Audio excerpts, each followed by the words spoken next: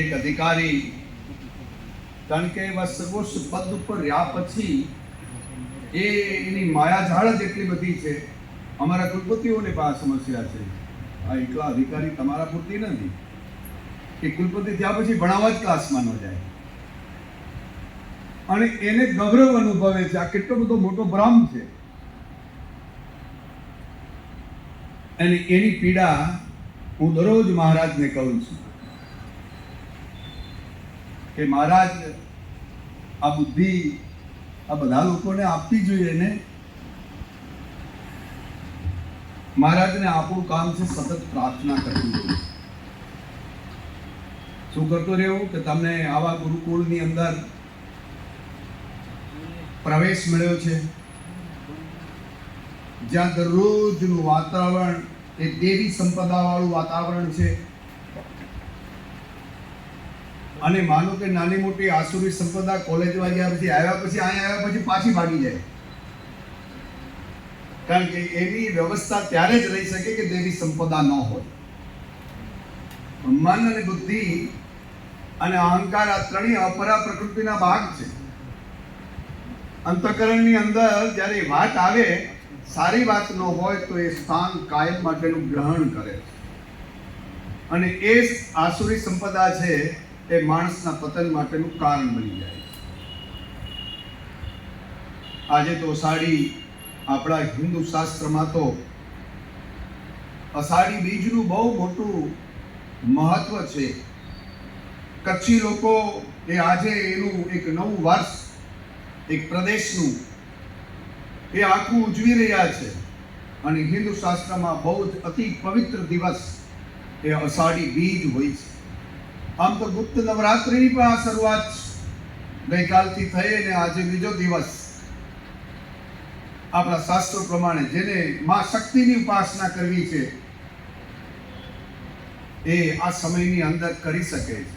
અને એટલે જ આપણા શાસ્ત્રોએ અપવાસ આના પછી શ્રાવણ તમારી અંદરની જે જઠરાગ્નિ થી મંદ થાય ત્યારે ખોરાક કયો લેવો જોઈએ, અપવાસ ક્યાં કરવા જોઈએ એનું આખું જે વિજ્ઞાન આપણા ઋષિમુનિઓએ સંતોએ એ આપણે આપ્યું છે.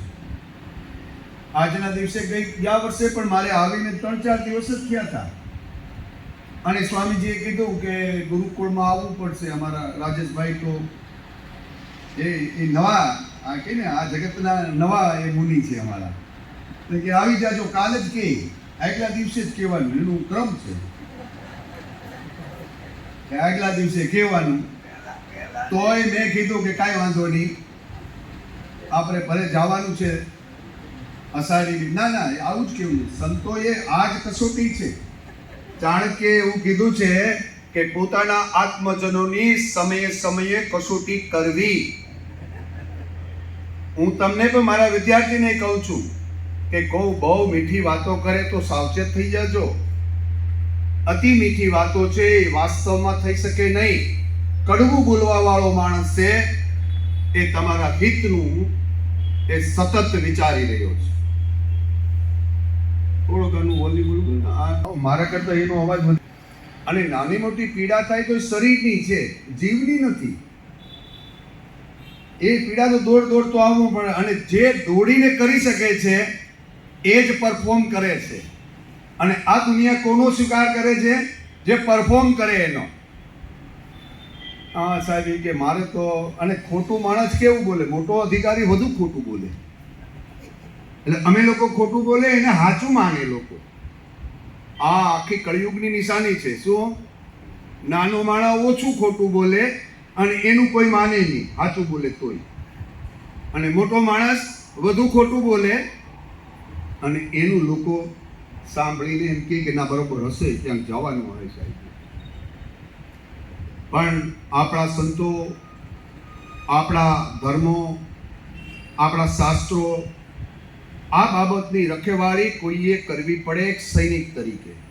અને હું તો એમનો સ્વામિનારાયણ સત્સંગ આમ મને લગભગ 1988માં મળ્યો અને ઘરવાળા પણ સ્વામિનારાયણ સત્સંગી મળ્યા લગ્નમાં. એટલે ભગવાને મને ખેંચીને પકડીને કર્યો. હું તો ખરેખર આવા કંઈ મને કંઈ ખબર ન પડે, કૃષ્ણ અને શિવજી સિવાય કંઈ ખબર નહીં.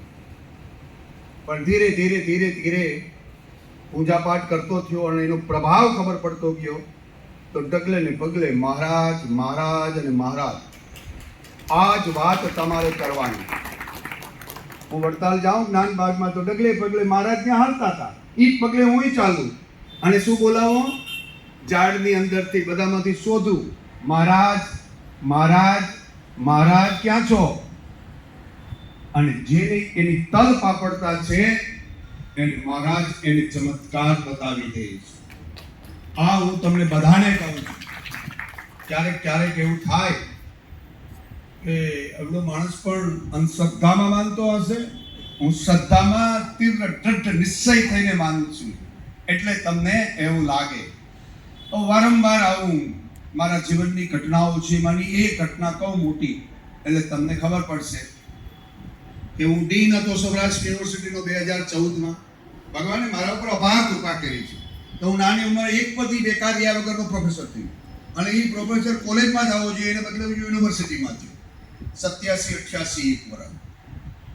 એટલે મને મારા જીવનમાં હજારો ચમત્કાર છે. એમાંનો એક ચમત્કાર છે કે હું 14માં ડીન હતો અને મહેન્દ્રભાઈ પાટીલાની ટંબોરી હતી, એટલે અમે 10-12 ડીન હતા. હું તો ક્ષત્રિય છું પાછો, અમને તો કોણ વીસી બનાવે? શ્રદ્ધા જરાય એમાં નહીં આપણી, એમ ના જ બનાવે. પણ મેં ઓલું એક જ વાત રાખી, મહારાજની જો ઈચ્છા હોય તો દીકરા કોની તાકાત છે કે રોકી શકે? તો એમને હું બેઠો હતો, એક જ દિવસ બાકી હતો સાહેબનો. 2 વાગે સરકારમાંથી ફોન આવ્યો કે કોઈને કહેતા નહીં, અમે તમારા નામનો ઓર્ડર કર્યો. એટલે હું તો ચૂપ થઈ ગયો. મેં કીધું આવું બને નહીં, પણ હવે આ મહારાજનો કોઈક ચમત્કાર લાગે છે ને કે આવું થાય નહીં. કારણ કે 5 હાથ પટેલ હતા, 5 હાથ આના ઉપર તો આધિપત્ય કોનું? ક્યાં પંડિતોનું અને ક્યાં જેની વસ્તી વધુ છે એનું હોય. અમારે તો વસ્તી કોઈ 1% પણ નહીં હોય. આ બાજુ તો પર્ટિક્યુલર કોડીનાર વાળા અમે જ્યાં ભગવાન બધામાં ગયા, એ બાજુ નતા ગયા. હવે ત્યાંથી હું ભગવાનનો સેવક તરીકે આવ્યો છું. અને બરોબર હું કહું છું કે એ વાત થઈ અને હું બીજે દિવસે ઇન્ચાર્જ કુલપતિ થયો. પછી પણ નક્કી કર્યું મહારાજ ત્યાં આપ્યો જેટલો સમય આપ્યો એટલો. જો સાંભળજો, કોણે આપ્યો? મહારાજે જેટલો આપ્યો એટલો પૂરી નિષ્ઠાથી, બદલાની ભાવના વગર હું કામ કરીશ. જેટલા કુલપતિ આવે બદલાની આગળ ગયો હોય ને બદલાનો ભાવથી જ કામ કરે. મેં કીધું બદલાના ભાવથી કામ નહીં કર્યું, ભગવાન તારી સાથે કમિટ કરું છું અને જેટલો સુધારો થાય મારા હાથમાં જેટલો સમય છે એની પૂરી નિષ્ઠાથી પૂરો સુધારો કરી દઈશ. અને 6 મહિના બરોબર જેટલી હોસ્ટેલો છે એમાં રાત્રે જવાનું, જે મહાન પુરુષોનું જે વાંચ્યું હતું, ગોંડલના મહારાજા હું કરતા, તો આવું બધું હું કરવા માંડ્યો. રાતે જાઉં, સવારે જાઉં, પાણીના ટાંકા પકડું, આ પકડું, બધું જેટલું એટલું જમાદાર હોય એવું કરવા માંડ્યો. આનંદીબેન ત્યારે મુખ્યમંત્રી કહેતા, એને લાગ્યું કે રાતે ઘૂમે આવો માણસ ક્યાંય મળશે નહીં અને કુલપતિ બનાવી દો. હું મેળ્યો જ નહોતો બેનને ક્યારે. અને એમણે મને ફેબ્રુઆરીમાં, ઓક્ટોબરથી ફેબ્રુઆરીમાં એમને કુલપતિ. તો ત્યારે પણ મેં કીધું હતું કે મહારાજની ઈચ્છા હશે તો કોઈ રોકે નહીં. મારા હિતમાં હોય મહારાજ તો જ કરજે. હું તો મનુષ્ય છું, એ તો બહુ જ ઈચ્છાઓ એને થાય, પણ મને ખબર નથી મહારાજ તું મારો, હું તારો, આપણી બેની વચમાં કોઈ નહીં. હું ગમે એટલું માગું તોય તું તાર મારા હિતમાં હોય તો કરજે. આપણે કરવી ન જોઈએ. મેનેજમેન્ટની થિયોરી છે, હું મેનેજમેન્ટનો પ્રોફેસર છું. What are the controllable variables that you have to care and concern? But some variable is uncontrollable. જેને અલૌકિક કહીએ છીએ. લૌકિક હોય તો વિચાર કરી શકાય, અલૌકિક છે એટલે અનકન્ટ્રોલેબલ વેરિયેબલ્સ એ ભગવાન ઉપર છોડી દેવા જોઈએ. અને ભગવાન એટલે એક જ છે. આપણે નાના નાના દેવતાઓની પૂજન કરીએ તો એ એની ક્ષમતા મુજબનું ફળ તમને આપે. સકામ ભાવથી પૂજા કરો તો સકામ ભાવ વાળું આપે ફળ. અને ફળ કેવું છે? કોઈ પણ પદાર્થ, ચીજ, વસ્તુ, પદ, પ્રતિષ્ઠા એ બધાની શરૂઆત ને અંત છે. એ બધા પુનરાવર્તિત છે. છેડ બ્રહ્મલોક સુધીના બધા જ લોક પુનરાવર્તિત છે. એકમાત્ર આશરો એ મહારાજનો આશરો છે, એ પુનરાવર્તિત નથી. એ જીવ એક વખત એની અંદર લયમાં આવી જાય એટલે એ તાદાત્મ્યમય શિવજી થાય. એને સન્મુખ એક જ છે. અને તમે બધા તો ગુરુકુળમાં ભણો છો. અહીંયા તમે બધા આજે બ્લડ ડોનેશન પર કરી અને સમાજનું એક મોટું સેવા. આમ તો કળિયુગની અંદર સેવા ही ધર્મ. સેવા જેવો કોઈ મોટો ધર્મ નથી. કારણ કે આપણી પાસે ત્રણ જ રસ્તા છે, ક્યાં ભક્તિનો, ક્યાં જ્ઞાનનો અને ક્યાં સેવાનો, કર્મનો. એમાં 125 વર્ષ પહેલા જેમણે આ વિચાર કર્યો કે ભક્તિ સાથે જ્ઞાનનું સંવર્ધન કરવું, બાળકોને આપણે આધ્યાત્મિક રીતે લાવવા પડશે. અને એટલા સમયમાં 70 જેવા ગુરુકુળો એમના સાનિધ્યમાં બને, વિકસે. અને એ સમાજની મોટામાં મોટી સેવા છે. સ્વામી વિવેકાનંદ કહેતા કે તમે કર્મકાંડ નહીં કરતા હોય, ગીતાનું પઠન નહીં કરતા હોય, કુરાનનું પઠન નહીં કરતા હોય, પણ જો યુવાન ગ્રાઉન્ડની અંદર ખેલતો, કૂદતો, ફૂટબોલ રમતો યુવાન હશે તો એની સદબુદ્ધિ એ હંમેશા વિકસે. એકલા પઠન કરવાથી કાંઈ ન થાય જ્યાં સુધી એનું આચરણ ન થાય. આજે સ્વામીજીએ મને ફરી અષાઢી બીજ, બીજી અષાઢી બીજ મારી જુનાગઢમાં છે, આજે બોલાવ્યા. ચાંદુરકિયા સાહેબ, અમારા પરાગભાઈ, રાજેશભાઈ, અમારા સંતો, એની કૃપા સતત આપણા ઉપર રહેવી જોઈએ. હું તો વિદ્યાર્થીની દરરોજ ભીખ માંગવા જાવી જોઈએ. કોની ત્યાં? સંતોની. કહેવાની ભીખ એ આશીર્વાદ દે. આશીર્વાદ કેવા માંગે? સર્વના કલ્યાણમાં મારું કલ્યાણ છે. જો એ સદવિચાર તમારામાં ટડ થઈ ગયો તો મને લાગે કે તમને કોઈ રોકી શકે નહીં. કોઈ તમારા જેવો કોઈ આવા સંપ્રદાય કશું જ ન મળે. પણ એક ગામડાની અંદરથી રહેલો માણસ એ ગુજરાતી યુનિવર્સિટીનો ડબલ ગોલ્ડ મેડાલિસ્ટ પર થાય, એમાં ફેલોશિપ પર કરે અને તમારી સામે આજે ઊભો રહીને વાત પણ કરે. એ બધા તમે બધા પણ એટલા જ સક્ષમ છો, પણ તમે અંડર યુટિલાઇઝ થઈ રહ્યા છો. તમારામાં ક્ષમતા હોવા છતાં એ ક્ષમતાનો ઉપયોગ નથી થઈ રહ્યો. એટલા માટે હું ગુરુકુળમાં જ્યારે બોલાવે ત્યારે હું આવું છું. અહીંની કોઈ પણ ગુરુકુળમાં બોલાવે, જ્યાં આપણી ધાર્મિક સંસ્થાઓ છે, શિક્ષણની વ્યવસ્થા સંભાળે છે, ત્યાં મારે જવું જોઈએ. એટલે આજે તમને ફરી પાછો નમન કરવા આવ્યો છું. સંતોને મારા વંદન કરી રહ્યો છું કે આવા પ્રસંગોએ મારા વિદ્યાર્થી સાથે આ તો એટલા જ આજે બ્લડ ડોનેશનમાં આવ્યા છે. આખી કોલેજ ભરી હોય ત્યારે પણ હું આવવા તૈયાર છું. કારણ કે મને એવું થાય છે કે મારા નાના નાના ભાઈઓને, આ જૈનજીને જે રીતે લોકો ટ્રીટ કરી રહ્યા છે, જે રીતે એને સમજી રહ્યા છે, એ ભારતના જૈનજી એવા નથી. ભારતના જૈનજીની જે વસ્તી છે, જે સમયગાળાની, એ 14 કરોડ લોકોની છે. અને અલ્ટ્રા અને એ બધા ભેગા ગણી ગયે તો 30 કરોડ લોકો એ તમારી કેટેગરીમાં આવે છે કે જે સ્માર્ટફોન 6 મહિનાનું બાળક હોય એ પણ હાથ ફેરવે છે. આજે એવા સમયમાં તમે ગુરુકુળમાં ભણી રહ્યા છો, તો હું તમને બધાને, તમારા મા બાપને પણ વંદન કરું છું કે આવી પરિસ્થિતિમાં પણ એમણે ગુરુકુળને પસંદ કરે છે. હજી આવા લોકો છે. એટલે હમણાં જ હું વાત કરતો, હજી હળહળ કળયુગ આવ્યો નથી. એ ત્યારે શું આવશે? તો સ્વામીજી મને એક શિક્ષાપત્રીનો 132 કે એવો શ્લોક કીધો કે આવું પરિસ્થિતિ થાય અને ત્યારે નામ જપ. શ્લોક નહીં આવડે તો ચાલશે, પણ ખાલી તમે નામ જપ કરતા હે હરિનું તો પણ તમારો બેડો પાર થઈ જાય કળયુગની અંદર. ચિંતા કરવાની જરૂર નથી. એ ત્યારે સમયમાં પણ એક જ રટન. ઉઠીએ તો પણ એ રટન, ચાલીએ તો પણ એ રટન. પગલે પગલે એવું કેમ ન કરીએ કે 5000 પગલા હાલીએ તો આપણે જય શ્રી સ્વામિનારાયણ, જય શ્રી સ્વામિનારાયણ. ભૂલી જાય તો કઈ ચિંતા નહીં, ભૂલી ગયા. એ તો શરીરની એ આપણી પ્રક્રિયા છે. મનને સતત કમાન્ડ આપો કે હું તો નામ લઈશ, હું સવારે ચાલુ ત્યારે બધા જ પગલે નામ લઉં. શું કામ? એ બાજુ સવારમાં જ મારે તો 5000 નામ થઈ જવા જોઈએ ને. જો મારા સવારમાં જ થઈ જતા હોય, આજે પણ હું ફોન ના હોય ને નગર હોય તો એક પગલે આવી જાય. મારે પરાગભાઈ દોડતા બોલતા, સાહેબ થોડું કામ છે ભાઈ, અત્યારે તો 6 વાગ્યા પછી મને નામ લે 6 થી 7 1 કલાક ચાલુ, અને સવારે તો ભગવાનના નામ જપ સાથે ચાલુ. સતત નામ જપ એ કળિયુગની અંદર મહાઈલાજ છે. અને એ જે બાળક કે જે મા બાપ કે જે કંઈ કરી જાય એના માટે એને કોઈ રોકી શકે નહીં. આપ સૌને વંદન કરું છું, અભિનંદન આપું છું.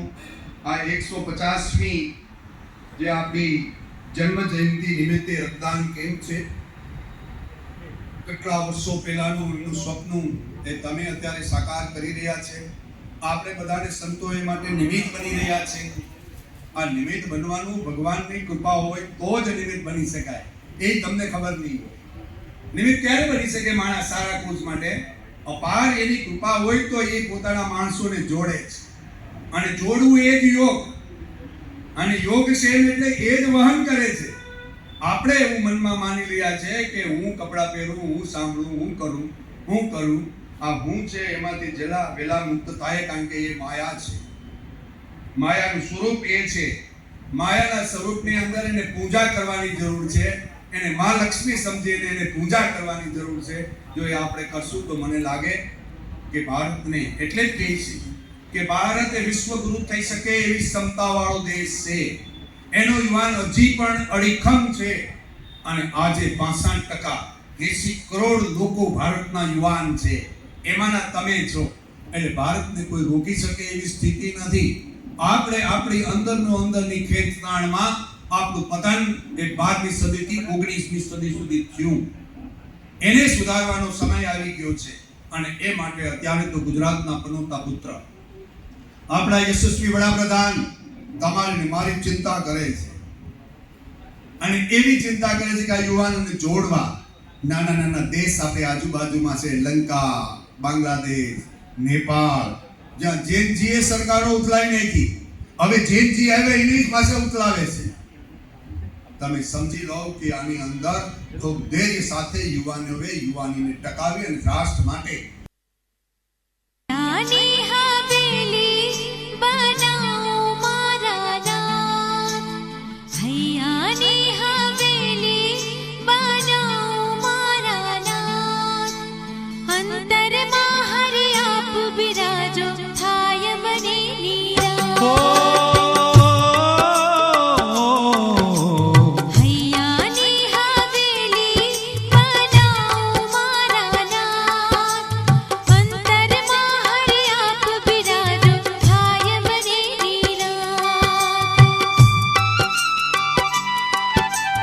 હૈયાની હવેલી બનાવો મારા નાથ, અંતરમાં હરિ આપ બિરાજો થાય મને નિરાત.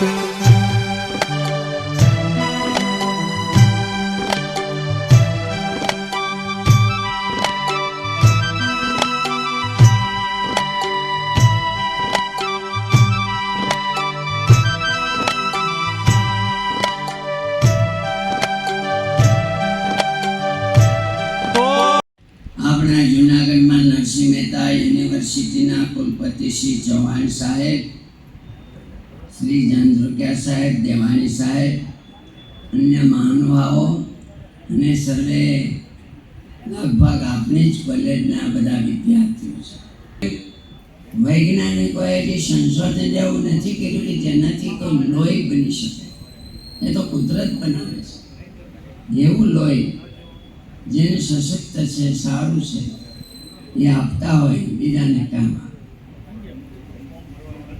તો આજે અષાઢી બીજ એ કહેવાય પૂનમનો પડવો, અષાઢી બીજ, વણ પૂછ્યું મુહૂર્ત, 13 ને 30. આજના દિવસે અમારા ગુરુ ધર્મદેવદાસ સ્વામી જે અમારા લાલપાક કરી છે, વડતાલના આચાર્ય શ્રી મહારાજ છે, એમની બાજુમાં આ કોલેજ જેના નામથી છે ધર્મદેવદાસ, હા અહીંયા પણ બાજુમાં છે, તો કોલેજ એના નામથી છે. મારા વિદ્યાર્થીઓ, તમે આજે ભાવનાથી ખૂબ ઉત્સાહથી રક્તદાન કરવા આવ્યા છો. શ્રી ગણપતિ સાહેબ, અન્ય અધિકારીઓ શ્રી સર્વે તથા સર્વે વિદ્યાર્થીઓ, આજના દિવસે સંસ્થા વતી હું તમારા બધાનો ખૂબ આભાર માનું છું. અને ગણપતિશ્રી બીજા કાર્યક્રમમાં જવાના હતા, પણ અમે આગળ ઓફિસમાં બેઠા, ત્યાં ગુરુકુળથી ગભરાયું એટલે મારે અહીંયા સીધે જરૂર આવવું જ પડે. એટલે કાર્યક્રમ થોડો આપણા અહીંયા આગો પાછો કરીને બધાયા છે. એટલે સાહેબને પણ ખૂબ આભાર માનું છું. બોલો સહજાનંદ સ્વામી મહારાજ.